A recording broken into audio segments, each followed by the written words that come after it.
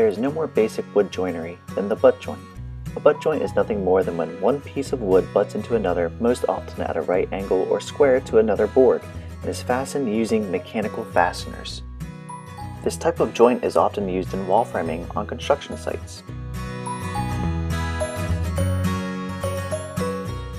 A mitered butt joint is nearly the same as a basic butt joint, except that the two boards are joined at an angle instead of square to one another. The advantage is the mitered joint will not show any end grain and is more aesthetically pleasing. However, the mitered butt joint isn't all that strong.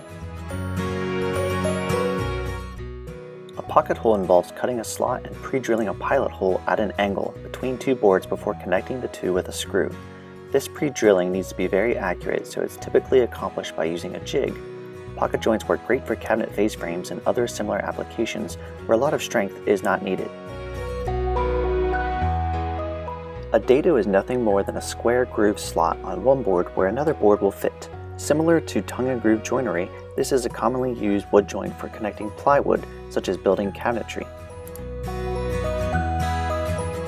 Another common wood joint used in cabinetry is the rabbet.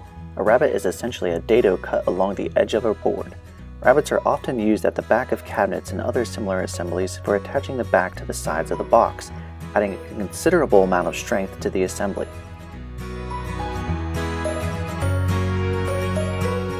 A sliding dovetail is a versatile joint with a lot of possible uses. A good way to think of it is as a locking dado.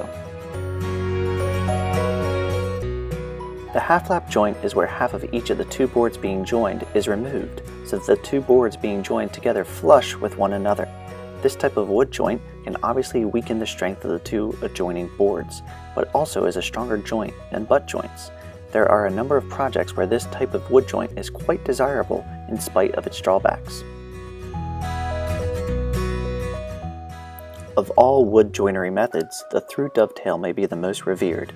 A classic through dovetail is beautiful and very strong and adds a touch of class to any piece. There are a few methods for creating through dovetails, from hand cutting to machining with a jig.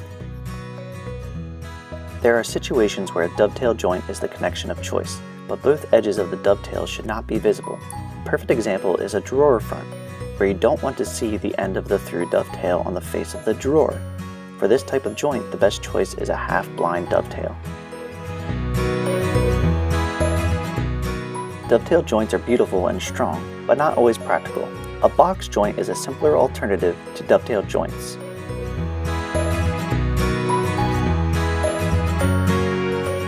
A mortise and tenon is a classic wood joinery method.